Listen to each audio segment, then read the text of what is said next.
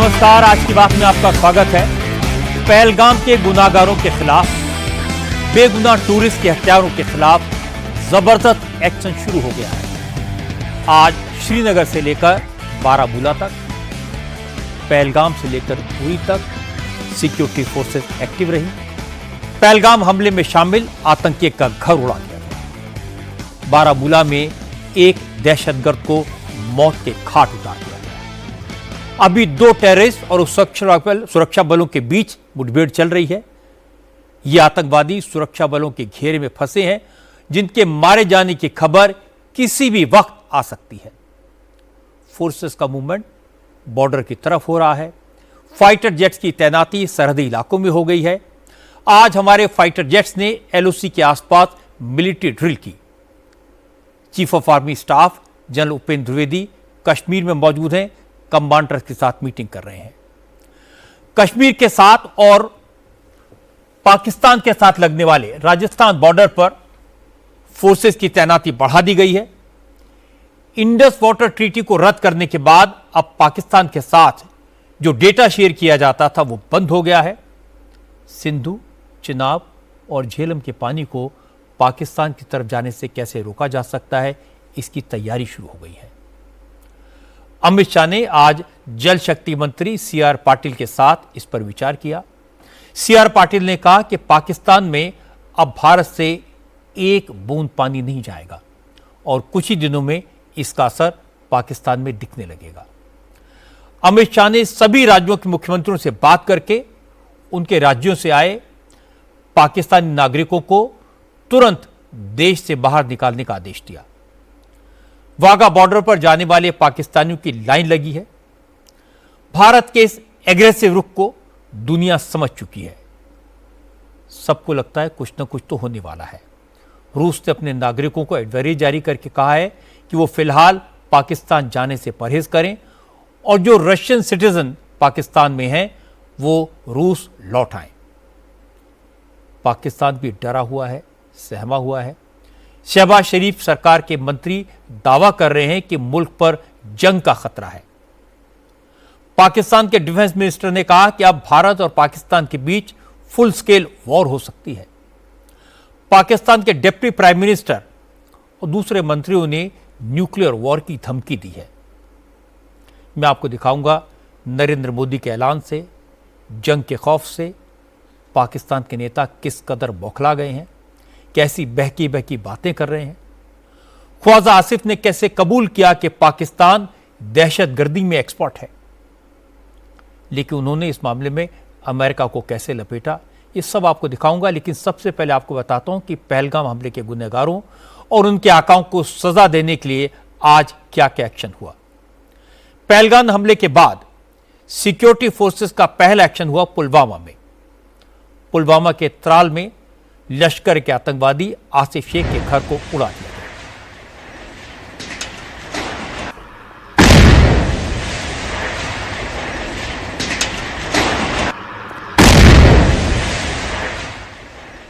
इसके साथ साथ अनंतनाग के बिजबेहरा में एक और खूंखार आतंकवादी आदिल के घर को भी जमींदोज कर दिया गया।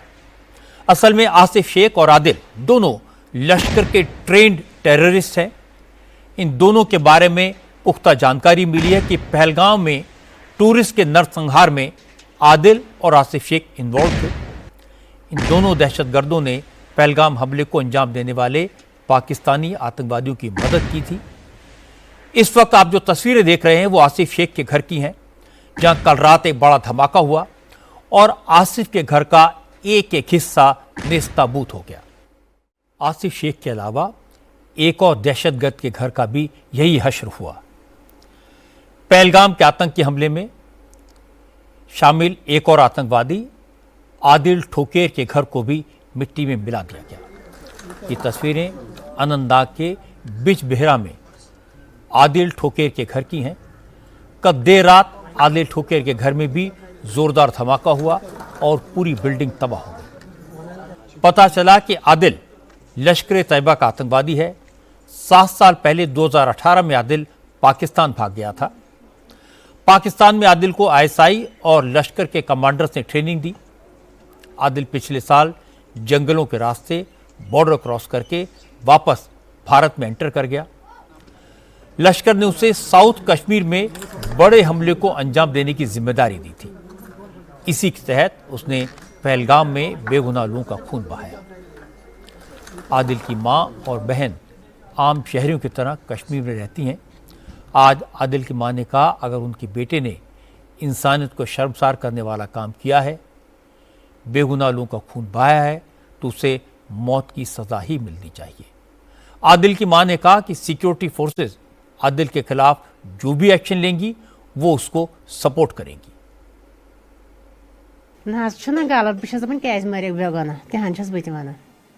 ये सब गलत है। मैं भी यही कहती हूँ, बेगुनाह लोगों को क्यों मारा गया है? बेगुनाह लोगों को नहीं मारना चाहिए था। उनको बहुत बड़ी सजा मिलनी चाहिए। उनके साथ भी ऐसा ही सलूक करना चाहिए। अगर मेरा बेटा भी आरोपी है तो उसके साथ भी ऐसा ही करना चाहिए। आखिर बेगुनाहों को क्यों मारा है? उनकी भी अपनी जान थी, वहाँ इतनी फौज थी, उनको सब पता है। किसने किया है ये छुपकर नहीं रह सकता। अल्लाह सब जानता है, सब कुछ सामने आएगा। सच सच ही होता है। मुझे नहीं पता है कि किसने ये सब किया है। कश्मीर के आबादी वाले इलाकों में और जंगलों में दहशतगर्दों की खोज की जा रही है। इसके साथ साथ बॉर्डर पर भी सिक्योरिटी फोर्सेस का मूवमेंट तेज हो गया है। आज एलओसी और उसके आसपास के इलाकों में तैनात जवानों की संख्या बढ़ा दी गई। हेवी आर्टिलरी का मूवमेंट सरहदी इलाकों में हो रहा गया। हमारे फाइटर जेट्स एलओसी के आसपास लगातार उड़ान भरते नजर आए। बॉर्डर के आसपास फाइटर जेट्स ने वॉर एक्सरसाइज की। बड़ी बात यह है कि यह सब उस वक्त हो रहा है जब army chief general Upendra Dwivedi खुद कश्मीर में मौजूद हैं। आर्मी चीफ पूरे ऑपरेशन का जायजा ले रहे हैं। आज जनरल उपेंद्र द्विवेदी सुबह सुबह श्रीनगर पहुंच गए थे। आर्मी चीफ ने सबसे पहले 15 कोर कमांडर्स के बड़े अफसरों से मुलाकात की, हालात की जानकारी दी, सेना की तैनाती का डिटेल लिया। इस मीटिंग में नॉर्दर्न कमांड के army commander lieutenant general M V Suchendra Kumar भी मौजूद थे। इसके बाद आर्मी चीफ ने लेफ्टिनेंट गवर्नर मनोज सिन्हा से मुलाकात की, सिक्योरिटी फोर्सेस की तैयारी के बारे में पूरा डिटेल दिया। मनोज सिन्हा ने आर्मी चीफ से कहा, सिक्योरिटी फोर्सेस को सरकार की तरफ से पूरी छूट है। सरकार सिर्फ इतना चाहती है कि पहलगाम में हमला करने वाले बच न पाएं और कश्मीर से एक एक आतंकवादी का सफाया हो जाए। आर्मी और सरकार मिलकर काम कर रहे हैं और इसका असर ग्राउंड पर नजर भी आया। लाइन ऑफ कंट्रोल के पास सुरक्षा व्यवस्था और चाक चौबंद कर दी गई है। भारत सरकार ने पाकिस्तान को सबक सिखाने के लिए जो फैसले किए हैं उन्हें भी पूरी मुस्तैदी के साथ तुरंत लागू किया जा रहा है। भारत ने सभी पाकिस्तानियों के वीजा रद्द कर दिए हैं। इसलिए भारत में मौजूद सभी पाकिस्तानियों को तुरंत देश से बाहर जाने का फरमान सुना दिया गया है। आज होम मिनिस्टर अमित शाह ने सभी राज्यों के मुख्यमंत्रियों से फोन पर बात करके उन्हें निर्देश दिया कि उनके राज्य में जितने भी पाकिस्तानी नागरिक हैं उन्हें तुरंत वापस भेजा जाए। इसका असर दिखाई दिया। यूपी सरकार ने बताया कि वैलिड वीजा पर आए करीब 1200 पाकिस्तानी उत्तर प्रदेश में हैं। इनमें से ज्यादातर वापस जा चुके हैं। जो बचे हैं उन्हें भी अगले 48 घंटे में वापस जाने को कह दिया गया है। लखनऊ में कुल 8 पाकिस्तानी थे, जिनमें से 5 को आज वापस भेज दिया गया। जो 3 बचे हैं वो भी कल पाकिस्तान लौट जाएंगे। महाराष्ट्र के शहरों में भी पाकिस्तानियों को खोज खोज कर वापस भेजा जा रहा है। भारत सरकार ने पाकिस्तानी नागरिक जो भारत में आए हुए हैं उनका वीजा रद्द करने का निर्णय किया है। हमने तुरंत उनकी लिस्ट प्राप्त की है। महाराष्ट्र में उनको आइडेंटिफाई किया जा रहा है। पुलिस स्टेशंस को भी इत्तला दी गई है। कोई भी नागरिक पाकिस्तानी वीजा लेकर 48 घंटे से ज़्यादा महाराष्ट्र में न रुके, इस दृष्टि से हमने प्रयास शुरू किए हैं और हम पूरी तरीके से मॉनिटरिंग करेंगे, उनको बाहर निकालेंगे। जो लोग ओवरस्टे करेंगे उनके ऊपर कानूनी कार्रवाई की जाएगी। देखिए, सम्माननीय गृह मंत्री जी से इस संदर्भ में मेरी पूरी चर्चा हुई है। इसके बारे में गृह मंत्री जी से हमने पूरा मार्गदर्शन लिया है और उसी के अनुरूप ये कार्रवाई होगी। पाकिस्तान का सबसे बड़ा सिरदर्द है सिंधु समझौता रद्द होना, क्योंकि ये पाकिस्तान की वो नस है जिसे दबाने पर पाकिस्तान बूंद बूंद पानी को तरस जाएगा। और प्रधानमंत्री नरेंद्र मोदी ने इसी नस को दबाया है। 1960 के सिंधु समझौते को रद्द करने का फैसला कर लिया है। अब इस फैसले को लागू करने की तैयारी की जा रही है। इस पर विचार के लिए होम मिनिस्टर अमित शाह ने आज जल शक्ति मंत्री CR पाटिल के साथ लंबी मीटिंग की। मीटिंग के बाद CR पाटिल ने कहा कि अब भारत से पाकिस्तान को एक बूंद पानी नहीं मिलेगा और इसका क्या असर होगा पाकिस्तान को कुछ ही दिनों में समझ आ जाएगा।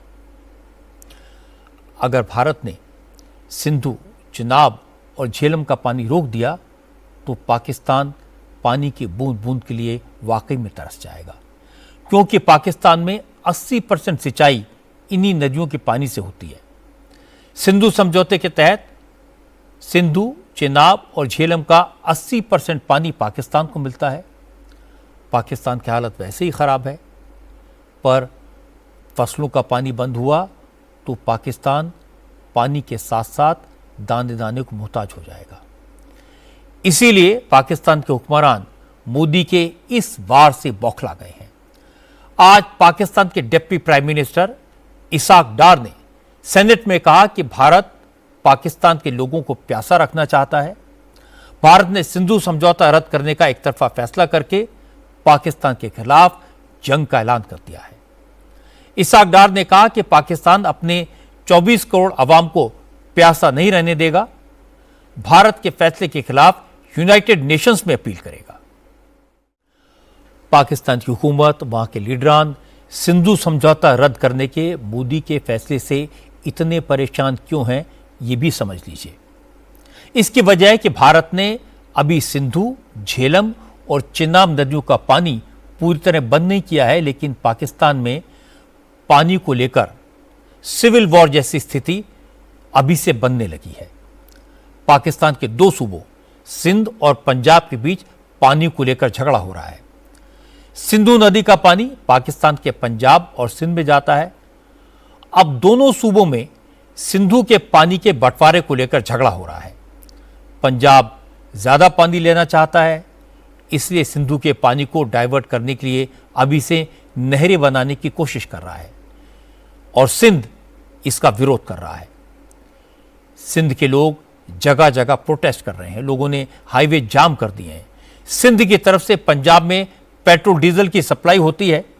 सिंध के लोगों ने पंजाब की तरफ जाने वाले ऑयल टैंकर्स को बॉर्डर पर रोक दिया है। इससे करीब 1000 टैंकर्स सिंध और पंजाब के बॉर्डर पर फंसे हुए हैं। पंजाब में पेट्रोल डीजल की कमी है। सिंध के लोग सड़कों पर बैठकर पाकिस्तानी फौज और शहबाज शरीफ की हुकूमत के खिलाफ नारे लगा रहे हैं। इन लोगों का कहना है कि अगर पंजाब ने सिंध का पानी डाइवर्ट किया तो सिंध रेगिस्तान में तब्दील हो जाएगा और वो ऐसा हरगिज नहीं होने देंगे। पाकिस्तान न तो कन्वेंशनल वॉर में भारत से जीत सकता है और न ही भारत न्यूक्लियर बम की धमकियों से डरता है। पिछले साल प्रधानमंत्री मोदी से जब मैंने पाकिस्तान के न्यूक्लियर बम के बारे में पूछा था तो उन्होंने मजाक में कहा था कि मैं वहां जाकर चेक करके आया हूं, उसमें कुछ नहीं है। पाकिस्तान सिर्फ एक काम कर सकता है, झूठ के बाजार में अपना माल बेच सकता है। आजकल सोशल मीडिया के ज़माने में यह करना आसान भी है। जैसे एक शख्स का वीडियो पाकिस्तान ने वायरल किया जो दावा कर रहा है कि वो इंडियन आर्मी का अफसर है और वो पहलगाम हमले के लिए इंडियन आर्मी को जिम्मेदार बता रहा है। यह आदमी पाकिस्तान की प्रोपेगेंडा मशीन का औजार है। इसका भारत से या भारत की फौज से कोई लेना देना नहीं है। इसकी सारी बातें फर्जी हैं। इसी तरह एक नैरेटिव यह फैलाया गया कि जिस जगह आतंकवादी हमला हुआ वहां से CRPF को हटाया गया और एक बड़े अफसर के कहने पर हटाया गया। यह भी सफेद झूठ है। कल पाकिस्तान ने एक लिस्ट जारी की थी जिसमें कहा था कि इंडियन मीडिया पहलगाम हमले में मरने वालों का मजहब छुपा रहा है। पाकिस्तान ने दावा किया था कि मरने वालों में 15 मुसलमान थे। ये कितना बड़ा झूठ है ये किसी को बताने की ज़रूरत नहीं है। ये कुछ एग्जाम्पल्स हैं। आने वाले दिनों में इस तरह की और भी बातें फैलाई जाएंगी। भारत के लोगों को डराने की, भारत के लोगों को बांटने की कोशिश की जाएगी। ऐसी स्टोरीज को बड़े तरीके से ऑथेंटिक दिखाकर पेश किया जाएगा। आपको इस प्रोपेगेंडा से सावधान रहने की ज़रूरत है। ऐसी बातों पर यकीन न करें और न दूसरों को करने दें। आज के ज़माने में किसी भी जंग में प्रोपेगेंडा बहुत बड़ा हथियार होता है, इसलिए हम सबको संभल कर रहने की ज़रूरत है। पाकिस्तान के सूबों में आपसी झगड़े हो रहे हैं, ये मैंने आपको दिखाया। सरकार के खिलाफ पब्लिक सड़कों पर है, ये भी आपने देखा है। पाकिस्तानी आर्मी चीफ के खिलाफ लोगों में कितनी नाराजगी है, ये भी देखने लायक है। लेकिन हमारे देश में हर तरफ से एक ही आवाज आ रही है कि पाकिस्तान को सबक सिखाया जाए, और इसके लिए पूरा देश प्रधानमंत्री नरेंद्र मोदी के साथ है। कश्मीर से लेकर कन्याकुमारी तक आज लोगों ने प्रोटेस्ट किए। पहलगाम में मासूमों का खून बहाने वालों को सजा देने की मांग की। और बड़ी बात यह कि आज जम्मू कश्मीर में भी जुमे के नमाज के बाद मौलानाओं ने अपनी तकरीरों में सिर्फ पहलगाम हमले की बात की। जिन मासूमों की जान गई है उनके लिए दुआ की और लोगों से कहा हर घर से एक ही आवाज आनी चाहिए, किसी भी कीमत पर आतंकवाद और आतंकवाद को पनाह देने वालों को सजा दी जाए। बंद करो लोगों का कत्लेआम बंद करो। आज पहलगाम में हजारों लोग जुमे के नमाज के बाद पूरे शहर में जुलूस की शक्ल में निकले, पाकिस्तान के खिलाफ नारेबाजी की, पाकिस्तानी दहशतगर्दों को फांसी पर लटकाने की मांग की। हिंदू मुस्लिम सिख इतिहास जिंदाबाद जिंदाबाद। टूरिस्ट हमारी जान है, टूरिस्ट हमारी जान है। कातिलों को बड़गाम से भी इसी तरह की तस्वीरें आई। कश्मीरियों ने कहा पाकिस्तान ने कश्मीरियत का खून किया है। मेहमानों पर, मासूम लोगों पर इस्लाम के नाम पर गोलियां बरसाई हैं। इसे कोई कश्मीरी बर्दाश्त नहीं करेगा। पाकिस्तान को इसका अंजाम भुगतना होगा। एक और बड़ी बात यह कि आज हुर्रियत कॉन्फ्रेंस के चीफ मीरवाइज उमर फारूक ने भी कड़े लफ्जों में पहलगाम आतंकी हमले की निंदा की। नौहट्टा की जामा मस्जिद में जुमे के नमाज के बाद मीरवाइज उमर फारूक ने कहा कि 22 अप्रैल को पहलगाम में जो कुछ हुआ उससे कश्मीरियत लहूलुहान हो गई। इस तरह की दर्दगी, हैवानियत करने वाले इंसानियत के दुश्मन हैं, इस्लाम के दुश्मन हैं। मीरवाइज ने कहा कि जिन लोगों ने पहलगाम में अपनों को खोया है, पूरा जम्मू कश्मीर उनके साथ है, उनका दर्द महसूस कर रहा है, और ये दर्द तब तक कम नहीं होगा जब तक उन दरिंदों को मौत के घाट नहीं उतारा जाता जिन्होंने इस्लाम का नाम लेकर बेगुनाहों को मारा। जिस तरह से हमने सुना कि शिनाख्त करने के बाद, मजहब पूछने के बाद, फैमिलीज के सामने, अहले खाना के सामने एक खूनी वारदात होती है जिसमें 25 से ज़ायद अफराद को कत्ल किया जाता है। वो नाकाबिल यकीन हद तक न सिर्फ खौफनाक और लर्ज़खेज़ है, बल्कि जम्मू कश्मीर के अवाम बिला लिहाज मजहब और मिल्लत इसकी पुरजोर मजम्मत करता है। हर कोई आज पूरे देश में जुमे की नमाज पर मस्जिदों में पहलगाम हमले का शिकार हुए लोगों को श्रद्धांजलि दी गई और इसके बाद प्रदर्शन हुए। दिल्ली की जामा मस्जिद के शाही इमाम सैयद अहमद बुखारी ने साफ साफ कहा कि कुरान किसी इंसान के कत्ल की इजाज़त नहीं देता। एक इंसान का कत्ल पूरी इंसानियत का कत्ल है। शाही इमाम ने कहा दहशतगर्दों ने मासूमों की हत्या करके इस्लाम की तौहीन की है। इसका विरोध पूरी दुनिया के मुसलमानों को करना चाहिए। बुखारी ने कहा कि पाकिस्तान ने हिंदुस्तान के हिंदू और मुसलमान के बीच दरार पैदा करने की कोशिश की है, लेकिन पाकिस्तान को समझ आ गया होगा कि हिंदुस्तान के मुसलमान उसकी चाल में नहीं फंसेंगे। पाकिस्तान के जरिए जो दहशतगर्द हिंदुस्तान की सरहद में दाखिल कराए गए और 26 या 28 बेगुनाह मासूम लोगों का कत्ल हुआ,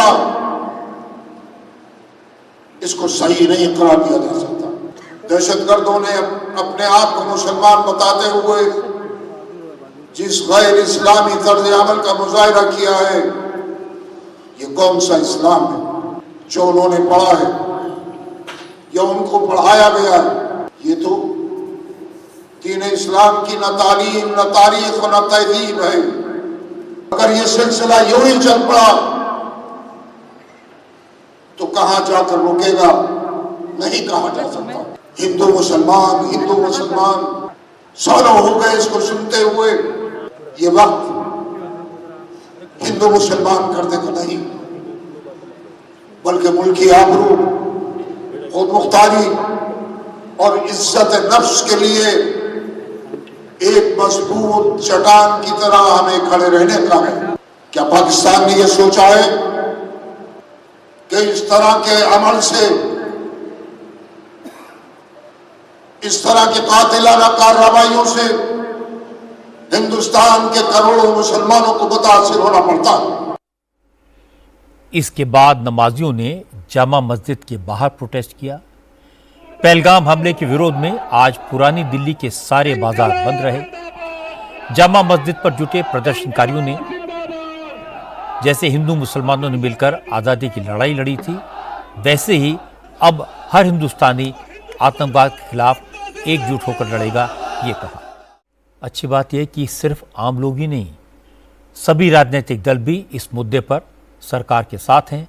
आज Congress, RJD, AIMIM, Trinamool Congress, national conference, PDP और लेफ्ट पार्टीज ने भी पहलगाम हमले के विरोध में प्रदर्शन किए। दिल्ली में कांग्रेस के कार्यकर्ताओं ने राहुल गांधी की लीडरशिप में कैंडल मार्च निकाला। बेंगलुरु और पटना में भी आज आतंकी हमले के विरोध में कैंडल मार्च निकाले गए। पटना में तेजस्वी यादव समेत महागठबंधन की सारी पार्टियों के नेता इसमें शामिल हुए। पहलगाम टेरर अटैक के खिलाफ आज हैदराबाद में भी कांग्रेस ने कैंडल मार्च निकाला। इस प्रोटेस्ट में चीफ मिनिस्टर रेवंत रेड्डी और कांग्रेस के दूसरे नेताओं के साथ एआईएमआईएम के चीफ असदुद्दीन ओवैसी और उनकी पार्टी के सभी एमएलए भी शामिल हुए। इस मौके पर रेवंत रेड्डी ने कहा कि पाकिस्तान के इस कायराना हमले का जवाब देना जरूरी है। पूरा देश प्रधानमंत्री नरेंद्र मोदी के साथ खड़ा है, इसलिए अब पाकिस्तान का बुरा वक्त शुरू होने वाला है। अब दो ऐसी खबरें हैं जो इंपॉर्टेंट हैं, मैं आपको शॉर्ट में बता देता हूं। एक तो आज वीर सावरकर पर राहुल गांधी के अपमानजनक कमेंट्स को लेकर सुप्रीम कोर्ट ने राहुल गांधी को अच्छी तरह फटकार लगाई। राहुल गांधी ने वीर सावरकर को अंग्रेजों का नौकर कहा था। आज जस्टिस दीपंकर दत्ता ने कहा कि महात्मा गांधी ने भी अंग्रेज वायसरॉय को जब चिट्ठियां लिखी थी तो योर एक्सलेंसीज ओबीडियंट सर्वेंट लिखा था, तो क्या वो अंग्रेजों के नौकर हो गए थे? राहुल गांधी की दादी पूर्व प्रधानमंत्री इंदिरा गांधी ने सावरकर की तारीफ करते हुए चिट्ठियां लिखी थी।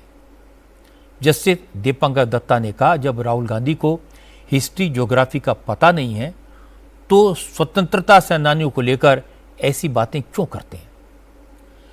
जस्टिस दीपंकर दत्ता और जस्टिस मनमोहन की डबल बेंच ने कहा, फ्रीडम फाइटर्स के खिलाफ इस तरह के गैर जिम्मेदाराना बयान देने की इजाजत नहीं दी जा सकती। सुप्रीम कोर्ट ने राहुल को चेतावनी दी कि अगर अगली बार ऐसी बयानबाजी की तो कोर्ट सुओ मोटो कॉग्निजेंस लेगा।